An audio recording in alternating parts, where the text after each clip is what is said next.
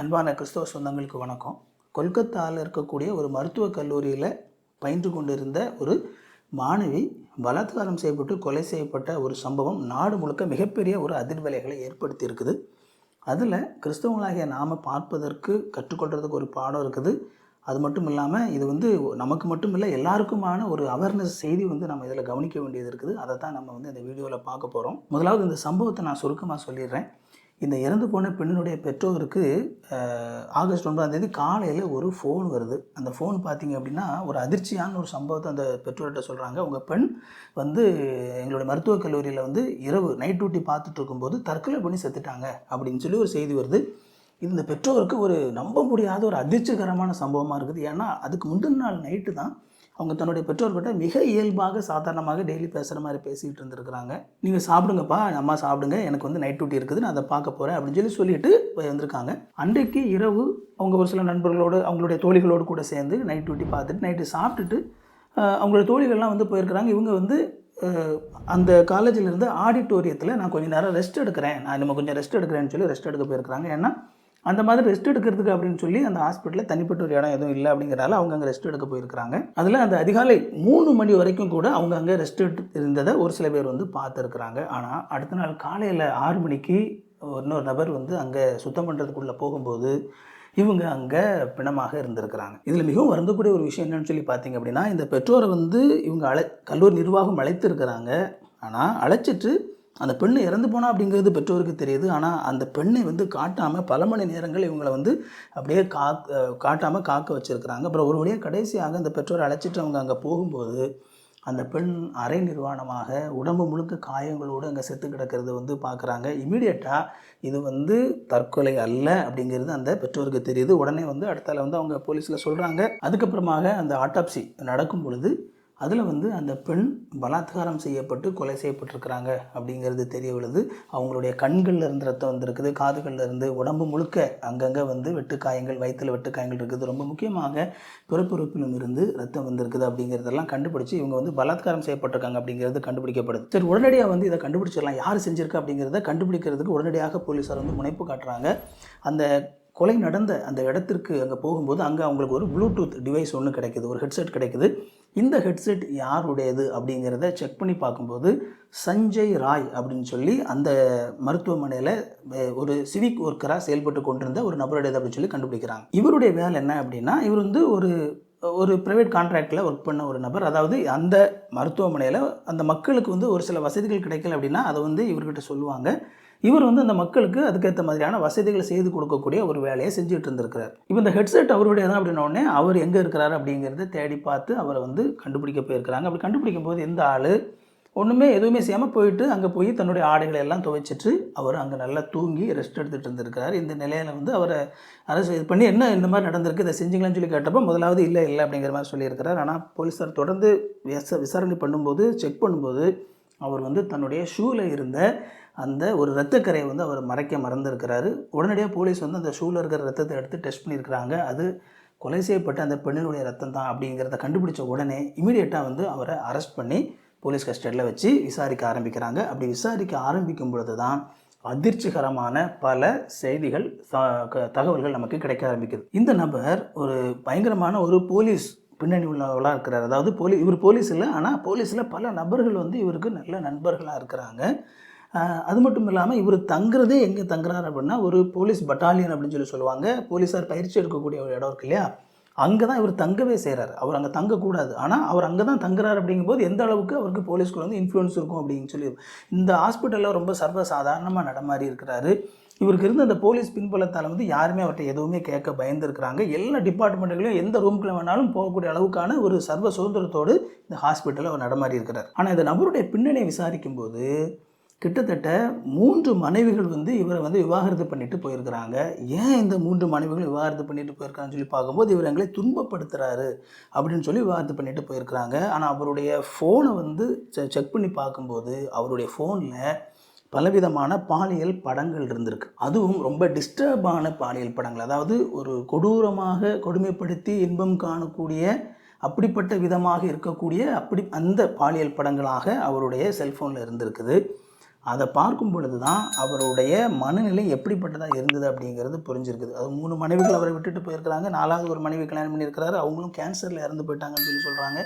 அது மட்டும் இல்லாமல் அவர் தன்னுடைய தாயையும் தன்னுடைய தங்கையும் கூட துன்பப்படுத்தக்கூடிய ஒரு நபராக இருந்திருக்கிறார் அப்படிங்கிறதெல்லாம் பார்க்கும்பொழுது இந்த இடத்துல போலீஸார் வந்து முழுசுமாக அதை சொல்ல கொஞ்சம் தயங்கினாலும் ஆக்சுவலாக அங்கே என்ன நடந்திருக்கு அப்படின்னா, இவர் தன்னுடைய மனைவிகளை பாலியல் ரீதியாக துன்பப்படுத்தி இன்பம் காணக்கூடிய ஒரு மனநிலை உள்ள நபராக இருந்திருக்கிறார் அப்படிங்கிறது நமக்கு புரியுது. அது மட்டும் இல்லாமல் இந்த மாதிரி ஆனாலும் பாலியல் ரீதியாக துன்பப்படுத்துவது அப்படிங்கிறது தன்னுடைய மனைவியோடு மட்டும் நிறுத்தி கொண்டாரா, அல்லது தன்னுடைய தாய் தன்னுடைய தங்கையும் கூட அப்படிப்பட்ட நிலையில் அவர் துன்பப்படுத்தி இருக்கிறாரா அப்படிங்கிற அளவுக்கு சந்தேகம் இருக்கக்கூடிய அளவுக்கான ஒரு சில விஷயங்கள் வந்து போலீஸார் வந்து இளமறைக்காயாக சொல்கிறாங்க அப்படிங்கிறது நம்ம பார்க்க முடியுது. அதுதான் இந்த விஷயந்தான் இன்றைக்கி வந்து பார்க்கும்பொழுது நமக்கு ஒரு மிகப்பெரிய ஒரு அதிர்ச்சியை ஏற்படுத்தக்கூடிய ஒரு விஷயமா இருக்குது. அதுக்கப்புறமாக விசாரணைக்கு அப்புறமா அவர் தான் கொலை செய்தேன் அப்படிங்கிறத வந்து அவர் ஒப்புக்கொண்டார். இந்த நிலையில் போயிட்டுருக்குது.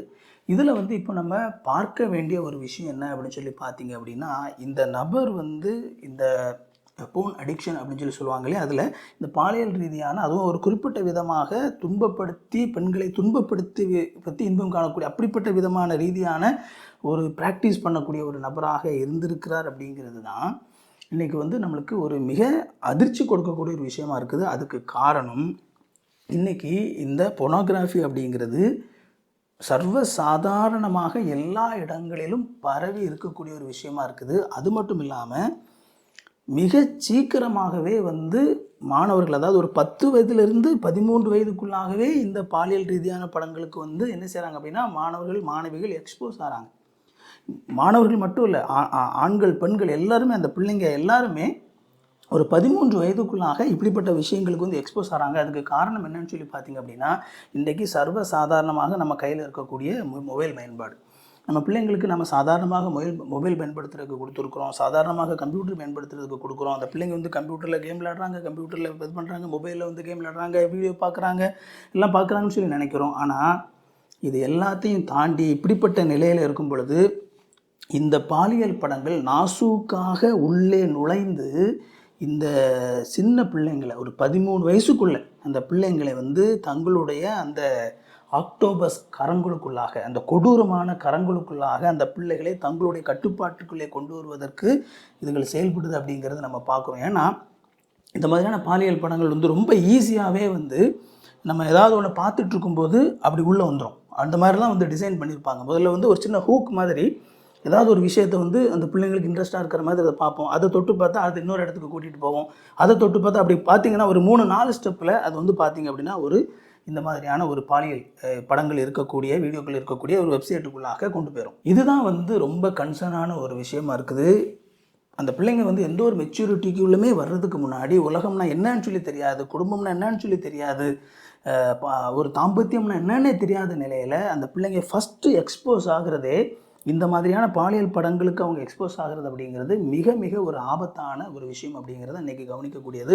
ஒரு பெற்றோராக நாம் வந்து நம்முடைய பிள்ளைகளை வந்து கட்டுப்படுத்தி நம்ம வளர்க்கணும் அப்படின்னு சொல்லி நம்ம ஆசைப்படும் பொழுது எங்கேயோ இருக்கிற ஒரு சில நபர்கள் இப்படிப்பட்ட படங்களை ப்ரொடியூஸ் பண்ணுறவங்க இதன் மூலமாக நம்மளுடைய பிள்ளைகளை அவங்க தங்களுடைய கட்டுப்பாட்டுக்குள்ளே வச்சுக்கிறதுக்கு, அதாவது அவங்க லாபம் அடைவதற்காக இந்த பிள்ளைங்களை வந்து சின்ன வயசுலேயே அவங்க தங்களுடைய கண்ட்ரோலில் கொண்டு வந்துட்டாங்கன்னு என்ன ஆகும், வாழ்க்கை முழுக்க வந்து அவங்க இந்த படங்களுக்கு அடிமைகளாக இருப்பாங்க. தங்களோட கை காசெல்லாம் செலவு பண்ணி என்ன செய்வாங்க அப்படின்னா அந்த படங்களை பார்க்குறதுக்கு வந்து அவங்க முயற்சி பண்ணும்போது அது இப்படிப்பட்ட நபர்களுக்கு அதிகமான லாபத்தை கொண்டு வரும். அப்படிங்கிறனால இன்றைக்கி இருக்கிற இந்த மொபைல் பயன்பாடு மிக சாதாரணமாக வந்து இந்த சின்ன பிள்ளைகளுடைய மனதை வந்து இந்தளவுக்கு கரைப்படுத்தக்கூடிய நிலையில் இருக்குது. அப்படிங்கிறது நமக்கு மனசுக்குள்ளே ஒரு மிகப்பெரிய ஒரு பயத்தை ஏற்படுத்துது. அதுக்கு காரணம் என்ன அப்படின்னா, இன்றைக்கி வந்து இந்த அளவுக்கு வந்து இந்த பாலியல் ரீதியான படங்களை குறித்த இந்த அடிமைத்தனம் வந்து வளர்ந்து கொண்டு இருக்கும் பொழுது அதுலேயும் வந்து நீங்கள் உள்ள பலவிதமான மோசமான ப்ராக்டிசஸ், பாலியலை குறித்த பல தவறான புரிதல்கள் வந்து நம்மளுடைய பிள்ளைகளுக்கு இந்த மாதிரியான படங்கள் மூலமாக கொடுக்கப்படும் போது அடிப்படை பிரச்சனையே என்ன அப்படின்னா, பெண்களை வந்து ஒரு சக மனுஷியாக ஒரு உணர்வுள்ளவங்களாக புரிந்து கொள்ளாமல் வெறுமனே ஒரு இன்பத்தை பெறக்கூடிய ஒரு கருவியாகத்தான் வந்து இந்த பாலியல் படங்கள் வந்து சித்தரிக்கிறத வந்து நம்ம பார்க்குறோம். அது அந்த பெண் யாராக இருக்கிறா அப்படிங்கிறது பிரச்சனை கிடையாது, அவள் யாராக வேணாலும் இருந்துட்டு போகலாம். நீ வந்து அந்த பெண்ணிடத்துலேருந்து அது உனக்கு வந்து அவர் இன்பத்தை பெறக்கூடிய ஒரு கருவி தான் அவள். நீ என்ன வேணாலும் நினச்சி யாராக இருந்தாலும் அவர்கிட்ட வந்து நீ என்ன செஞ்சுக்கலாம், அதை பெற்றுக்கொள்ளலாம் அப்படிங்கிற மாதிரியான ஒரு மனநிலை வந்து சர்வசாதாரணமாக இந்த படங்கள் மூலமாக வந்து இன்றைக்கி இளைஞர்கள் மத்தியில் வந்து பரப்பப்படக்கூடிய ஒரு விஷயமா இருக்குது. அது மட்டும் இல்லாமல் இந்த போதை பழக்கம் மாதிரியே இதுவும் வந்து பொதுவாக என்ன ஆகும் அப்படின்னா, முதல்ல சாதாரணமாக இருந்து பார்த்து அதோட இன்னும் கொஞ்சம் என்ன சொல்கிறது, வித்தியாசமாக பார்க்கணும் அப்படிங்கிற மாதிரி போகும்போது கடைசியாக அது என்ன ஆகுது, எங்கே கொண்டு போய் விடுது அப்படின்னா, இந்த மாதிரி துன்பப்படுத்தி பாலியல் ரீதியாக துன்பங்களை படுத்தி அதன் மூலமாக வந்து இன்பம் காணக்கூடிய மாதிரியான விஷயங்களுக்குள்ளே அது வந்து அழைச்சிட்டு போகுது. அப்படி போகும்போது அது என்ன பிரச்சனை அப்படின்னா, ஒருவேளை இந்த மாதிரியான பாலியல் படங்களில் வந்து அதை ஒரு நடிக்கிறது மாதிரி அவங்க என்ன செஞ்சுட்டு போயிடுவாங்க அப்படின்னா, அது எல்லாமே நடிப்பு, அதை வந்து நடிச்சிட்டு போயிடுவாங்க. ஆனால் இது உண்மை அப்படின்னு சொல்லி நம்பிட்டு இந்த இளைஞர்கள் அவ்வளோ சின்ன வயசுலேயே அவங்களுடைய மனசு வந்து கரைப்படும் பொழுது அதை தங்களுடைய வாழ்க்கையில் ப்ராக்டிஸ் பண்ணுறதுக்கு ட்ரை பண்ணும்போது தான் என்ன ஆகுது அப்படின்னா, அது மிகப்பெரிய ஒரு பிரச்சனை ஏற்படுது. ஏன்னா அந்த ஆள் அதை தான் அந்த அந்த சஞ்சய் ராய் அப்படிங்கிற அந்த ஆள் அதை தான் செஞ்சுருக்கிறார். தன்னுடைய மனைவிகள்கிட்ட வந்து அவர் இந்த பாலியல் இதில் வந்து அவருடைய அந்த அடிமைத்தனத்தில் இருந்த அந்த விஷயங்களை அவர் தன்னுடைய மனைவிகள்கிட்ட ப்ராக்டிஸ் பண்ண ட்ரை பண்ணியிருக்கிறார். அதுதான் அந்த மனைவிகளை என்ன செஞ்சுருக்காங்க அப்படின்னா, இவர்களை கொடுமைப்படுத்துறாரு அப்படிங்கிற மாதிரியான இதில் வந்து அவரை வந்து டைவர்ஸ் பண்ணிட்டு போயிருக்கிறாங்க.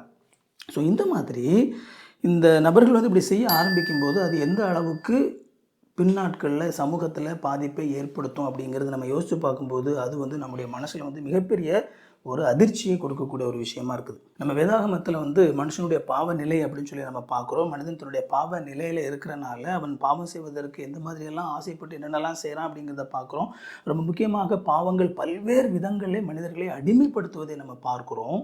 அப்போது சாத்தான் வந்து இந்த மாதிரியான காரியங்கள் மூலமாக மனிதர்களை அடிமைப்படுத்தும் பொழுது அங்கே என்ன நடக்குது அப்படின்னா, ஒரு சமுதாயத்தினுடைய அந்த அடிப்படை அழகே வந்து கெடுது. ரொம்ப முக்கியமாக குடும்பம் அப்படிங்கிற அந்த அமைப்பு வந்து சீரழிய ஆரம்பிக்குது.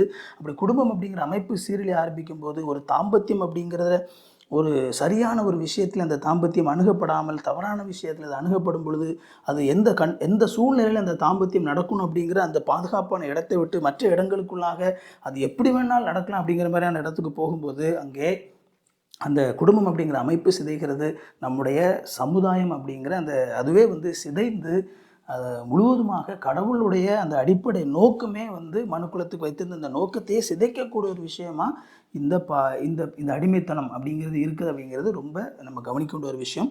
இதில் வந்து நீங்கள் பார்த்தீங்க அப்படின்னா நம்ம தான் வந்து நம்முடைய பிள்ளைகளை வந்து நம்ம கவனித்து கொள்ளணும். ஏன்னா இந்த மாதிரியான பாலியல் படங்கள் வந்து நம்முடைய பிள்ளைகளை தீண்டுது அப்படின்னு சொல்லி வரும்பொழுது இதை செய்கிற ஆட்கள்லாம் ரொம்ப பெரிய ஆட்கள், ஓகேவா? இது வந்து ஒரு பெரிய பிஸ்னஸாக நினைத்து கொண்டு இதை செய்கிறவங்க வந்து பார்க்கும்போது யார் இதை செய்கிறான்னா மிக பணபலம் படைத்த பல நபர்கள் செய்வாங்க. அது அவங்களுடைய பின்புலங்கள் எல்லாமே வந்து நம்ம சாதாரண நபர்களாக போய் நம்மளால் என்ன செய்ய முடியாது, அவங்கள நம்ம ஒன்றுமே பண்ண முடியாது. அப்படிப்பட்ட பின்புலங்கள் தான் இருக்கும். அந்தளவுக்கு வந்து இந்த பயங்கரமான பல கோடியான கணக்கில் பணம் கொடுக்கக்கூடிய இந்த பிஸ்னஸ் நடந்துட்டு இருக்குது. ஆனால் நம்ம அவங்கள ஒன்றும் பண்ண முடியாது. நம்மளால் நம்முடைய பிள்ளைகளை நாம் பாதுகாத்து கொள்ள முடியும், நம்மை நாம் பாதுகாத்து கொள்ள முடியும், நம்முடைய குடும்பத்தை நாம் பாதுகாத்து கொள்ள முடியும். ஸோ அதனால் நம்முடைய பிள்ளைகள் நம்மளுடைய கட்டுப்பாட்டில் இருக்கணும். ஆனால் இந்த மாதிரியான அந்த ஆக்டோபஸ் கரங்களை நீட்டி எவனோ ஒருத்தர் எங்கிருந்தோ வந்து நம்முடைய பிள்ளைகளை கட்டுப்படுத்த முயற்சி பண்ணுறது அப்படிங்கிறது ரொம்ப ஆபத்தானது. அதனால் நீங்கள் உங்களுடைய பிள்ளைங்களுக்கு வந்து இந்த மாதிரியான செல்ஃபோன் மாதிரியான விஷயங்கள் கொடுத்துருக்கீங்க அப்படின்னா தயவுசெய்து அப்பப்போ செக் பண்ணி பாருங்கள். உங்கள் பிள்ளைங்க எது பார்க்குறாங்க, என்னென்ன விஷயங்கள் அவங்க செய்கிறாங்க அப்படிங்கிறத பாருங்கள். ஏன்னா அந்த சின்ன வயசில் அந்த பிள்ளைங்களுக்கு என்னன்னே தெரியாமல் இருக்கும்போதே இந்த மாதிரியான விஷயங்களுக்குள்ளே போகும்போது அது அந்த பிள்ளைங்களுடைய தாம்பத்தியத்தை குறித்த அந்த அடிப்படை சிந்தனையே அது வந்து மாற்றிடுது. அது அவங்களுடைய வாழ்க்கை முழுக்க ஒரு மிகப்பெரிய தாக்கத்தை ஏற்படுத்துது. அது ரொம்ப ஆபத்தானது. அதனால் நம்முடைய பிள்ளைகளை நாம் பாதுகாத்துக்கொள்ளணும். நம்ம பிள்ளைகளோடு கூட நேரம் செலவு பண்ணுறோமா, நம்ம பிள்ளைகள் என்ன செய்கிறாங்க அப்படிங்கிறத கவனிக்கிறோமா அப்படிங்கிறது ரொம்ப முக்கியம். ரொம்ப முக்கியமாக நம்ம பிள்ளைகளை ஒரு ஹெல்த்தியான பிள்ளைங்களாக நம்ம வளர்த்து நம்ம பிள்ளைங்களை சரியான விதத்தில் அந்த பிள்ளைங்களுக்கு ஒரு நல்ல ஒரு குடும்பம் அமைக்கக்கூடிய அளவுக்கு வந்து நாம் அந்த பிள்ளைங்களை அதை கொண்டு போகணும்னு சொல்லி வரும்பொழுது அதை கொஞ்சம் கவனமாக செய்ய வேண்டியது நம்முடைய பொறுப்பு. நம்ம வந்து அதை வந்து ஒரு உதாசீனமாக நம்ம நினைப்போமானால் நம்மளுக்கு தெரியாது நம்ம பிள்ளைங்களை வந்து எத்தனை பேர் வந்து எந்த விதத்துலலாம் வந்து நம்முடைய பிள்ளைகளை வந்து இந்த மாதிரி அடிமைத்தனத்துக்குள்ளாக கொண்டு வருவதற்கான சக்திகள் செயல்படுதுன்னு சொல்லி நமக்கு நம்ம எல்லாருக்குமே தெரிந்த ஒரு வசனம் தான். வேதாந்தத்தில் பார்க்குறோம், பிசாசானவன் எவனை விழுங்கலாமல் வந்து என்ன செய்கிறான், ஒரு சிங்கம் போல கர்ஜித்து கொண்டு அலையிறான் அப்படிங்கிறது வந்து நம்ம பார்க்குறோம். கிட்டத்தட்ட அதுதான் எப்படி வந்து நாம் இந்த சிறு வயதில் எவ்வளவு சீக்கிரமாக இருக்கும்போதே எப்படி நான் வந்து என்னுடைய இந்த விஷயத்துக்காக நான் அந்த பிள்ளைகளை அடிமைப்படுத்திக்குள்ளே கொண்டு வர்றது. அது எவ்வளோ சீக்கிரமாக நான் அவனை போதைக்கு அடிமைப்படுத்தலாம், எவ்வளோ சீக்கிரமாக அவனை நான் அந்த மாதிரி பொர்னோகிராஃபிக்கு அடிமைப்படுத்தலாம், அல்லது எவ்வளோ சீக்கிரமாக நான் வந்து இந்த மாதிரி சீக்கிரமாகவே வந்து இந்த பிள்ளைகளை தங்களுடைய அடிமைத்தனத்துக்குள்ளே கொண்டு வருவதற்காக துடிக்கக்கூடிய ஒரு நிலையை வந்து நம்ம பார்க்குறோம். ஆனால் கிறிஸ்தவ பெற்றோராக நம்முடைய பிள்ளைகளை நாம் பாதுகாக்க வேண்டியது கடவுள் நமக்கு கொடுத்துருக்கக்கூடிய ரொம்ப முக்கியமான ஒரு கடமையாக இருக்குது. அதனால் நம்முடைய பிள்ளைகளை கவனமாக நாம் வந்து இந்த மாதிரியான விஷயங்கள்லேருந்து பாதுகாப்போம். அந்த பிள்ளைங்க அந்த மாதிரியான அடிமைத்தனத்துக்குள்ளே போய்விடாதபடி நாம் அவங்கள தடுத்து அவங்கள பாதுகாத்து சரியான ஒரு குடும்ப வாழ்க்கைக்குள்ளே அவங்க போகிறதுக்கு நடத்த வேண்டியது நம்முடைய கடமையாக இருக்குது. அதனால் அதை நீங்கள் சரியாக செய்கிறீங்களா அப்படிங்கிறத தயவுசெய்து நீங்கள் அதை பாருங்கள். அது மட்டும் இல்லாமல் ஒருவேளை இந்த மாதிரியான பாலியல் படங்களுக்கும் நீங்கள் அடிமையாக இருந்தீங்க அப்படின்னா நீங்கள் வந்து எப்படி அதிலேருந்து வெளியே வர்றது அப்படிங்கிறதையும் நீங்கள் என்ன செய்யுங்க, யோசித்து நீங்கள் வந்து அதிலேருந்து வெளியே வருவதற்கான வழிகளை தேடுங்க. ஏன்னா அது மிக ஆபத்தானது அப்படிங்கிறது உங்களுக்கு புரிஞ்சுக்கும். இந்த வீடியோவில் நான் சொல்லும்போது உங்களுக்கு இதை பற்றின ஒரு அவேர்னஸ் கிடச்சிருக்கும் அப்படின்னு சொல்லி நினைக்கிறேன். அண்ட் நீங்கள் வந்து என்ன சொல்லணும்னு சொல்லி நினைக்கிறீங்களோ அதை வந்து கமெண்ட்டில் போடுங்க. ஸோ அது வந்து பல நபர்களுக்கு வந்து அது யூஸ்ஃபுல்லாக இருக்கும். அது மட்டும் இல்லாமல் இந்த வீடியோவை நீங்கள் லைக் பண்ணுங்கள், சப்ஸ்கிரைப் பண்ணுங்கள். அப்போ இன்னும் நிறைய நபர்களுக்கு இந்த அவேர்னஸ் வீடியோ வந்து போய் சேரும். அண்ட் உங்களுக்கு நான் வீடியோ போடும்போது ஒரு நோட்டிஃபிகேஷன் வரணும்னு நினச்சிங்க அப்படின்னா அந்த பெல் பட்டனை கிளிக் பண்ணிக்கோங்க. நான் வீடியோ போடும்போது உங்களுக்கு நோட்டிஃபிகேஷன் கிடைக்கும். இன்னொரு நல்ல வீடியோவில் சந்திப்போம். தேங்க்யூ. God bless you.